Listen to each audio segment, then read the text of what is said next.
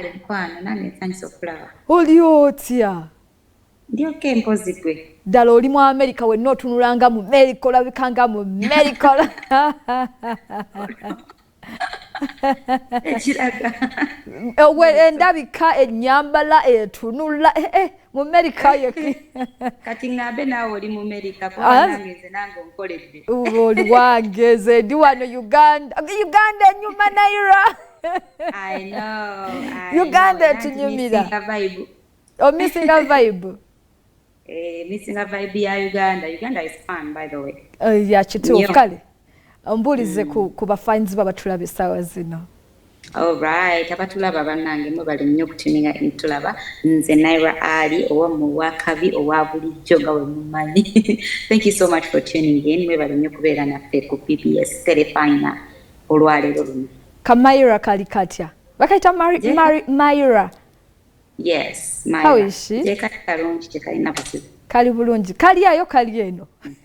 Kali awo. Kali wano. Toka misinga. Of course, naye tufuna engeri yaffe gye twekwasaganya mpola mpola. Okay. Yeah. Ogenda kumbulira ku ndongo. Endongo etambula etya. Endongo etambula bulungi. Etambula bulungi. Kunze I'm in a good place musically.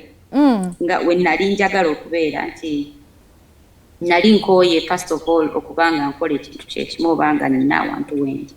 So saawa zino nina byendi mu kuyiga, nina byendi mu exploringa. Like I'm getting so much new stuff in my head. Ndi mu kuyiga bingi nnyo, so personally nganze ndi musanyufu okuba nti ndi wendi saawa eno. Ate nga kyensobola okubagamba nti musuubire endongo. Naira Ali siwakuva ku ndongo, mba mbadde musuubira nti endongo ngenda gita. Awo wennyini Naira Ali endongo ye agikwasaganya atya? Tali mu ggwanga naye ayimba music gwenkakasa nti ayimbira ffe abali e Uganda oba oli awo okusingira ddala percentage nene ayimbira ffe abali Uganda. Njala tutandikira ddala mu kufuna oluyimba. Naira Ali ennyimba zayimba azeewandiikira, abaziwandiika bali mu America, bali Uganda, akikola atya?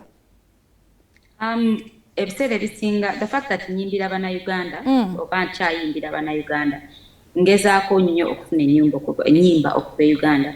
Nyina ba writers bangi benkola nabo benkwatagana nabo okubanga kuva nesimu writer wange owa bulijjo Mugasa Dickens mumumanyi, different people n'abalala bangi nnyo by the way bampandikidde. Right now nyina omuntu owakabi nja kubamba wa details era ali Uganda wenjagala okukola naye ampeeyo akayimba akamu mutegeera bulungi nnyo mwenna naye kajja kujja in time. So mfuna okuba a lot of music from Uganda naye ne wano nawo nyinawo kati bendi mukola nabo abali mukugezaako okunfunira byendi mukola on my next album. Okay. Ebiseera bisinga mpulira abayimbi bagamba ndongo oba music ayanguwa nnyo ng'oli oli mu kifo ng'oli ku ground. Yes, nti ojagenda mu studio ne writer ku directing butabo olina okuyimba oluyimba olwo ira ku luyimba boti kano bekagana at least ne baluba olunaku lumu oba bbiri oba naye kati kwandika luyimba kuluweereza bwaba wakaganyemu time difference yaffe tulina time difference nene nnyo tekikukalubirizamuko. Of course bibeeramu bikalubiriza but Mukama Katonda yatuyamba nti ennaku zino technology yajja.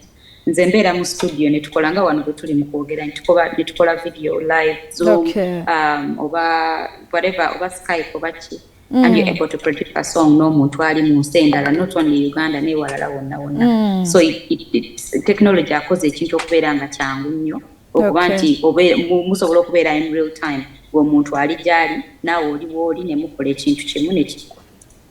Okay. Tulabye abayimbi bangi abayimba nga bwakola ennyimba ze ne zibe abantu ne bamutegeera ng'avaayo n'adda na wano wennyini okumpi nabo ayongere ekintu ekipika. Kyokka mu kaseera wendowoleza nti Naira ensi yali emutegedde ate ye we yasitulira n'agenda. Kyali kitya anti? Kwongera okuntegeera. Kugenda okwogera okuntegeera nga mbongeddemu ebisoko mbongeddemu ebyakabi nga ate ebirala byenjize biri ku level ndala nnyo ate. Tekiri expensive ennyo okukolera eyo music. It is kiri more expensive okusingako nga bwe kibeera e Uganda. Nnyo. Nti e Uganda, let me give an example, naina studio yange. ng'asobola okukola ekintu kyange nga bwe nkyagala oba kale let me say saawa eno let me say the biggest or the most you can pay in a studio is million wane eno tukola music per hour buli saawa gy'oyingira mu studio gy'obala gy'osasulira essente ezitaka wansi wa mitwalo kati e Uganda osobola okukola oluyimba lwa mitwalo 3 n'olusasula n'ogenda mu studio n'olukolera ennaku zo buli lw'oyagala n'ofuna time ne bakuwa n'ogenda n'okola paka lw'oli lumala ku mitwalo ago 3 naye wano essaawa ekitono ennyo emitwalo gago 3 gakola essaawa egyo emu mu studio okitegeera ekitono ennyo ate ng'eyo studio ya layisi so weesanga nti you need more hours to be able okukola ekintu ekituufu oba ekirungi ky'oyagala and more money okubanga you do the right thing nga bw'okyetaaga. Okay. So it is freaking expensive. Ebiseera bisinga mukola music oba okuyimba nota music oba oyagala kufuna sente nti ofuna shows n'osasulwa n'oyimba. Naira taliiwo shows azifuna mu America era bw'aba azifuna ayimbira baliwa. Ekyensobola okusooka okugamba nti nagenda ova e Uganda mu butuufu nga nkooye okuba nti nkolera show nti nnyimba akayimba ne ntuula ne nninda shejje. That is one of the reasons why I was forced to come and learn more. I expand more. Ntegeere ebintu ebirala. How else can I earn from my music? Esaawa eno nkola nfuna ku sente kuba music wange ate nga seetaaga kuba oba ndi ku stage only. Nfuna sente okuva ku YouTube, nfuna sente okuva mu stores ez'enjawulo which I used not to do nga ndi Uganda. Okitegeera. So tekikyali nti neetaaga kuba ku stage okubanga nkola esaawa eno. Yes, nfuna shows wano. Nsobola okubanga nkola era nkola so many shows that are coming up n'endala zendiko. Right now I'm in Denver, Colorado for a business something their business siri wakawe nina kubeera but it's all because of music because of okitegeera. So tekiri nti neetaaga shows no, not anymore, and that's what I wanted for my career and myself. Okay. Kale, agenda kusooka kole ku nsimbi tugenda kubeera nga tudda FMB after the break naye ekibuzo kyenjagala okulekera munnange Uganda wano ekiriwo ky'abaana abawala ababiri nsuubira obiraba ku social media tulowooza nti waliwo bato tulowooza nti waliwo ekigenda maaso wakati wa Shiba ne Spice Diana.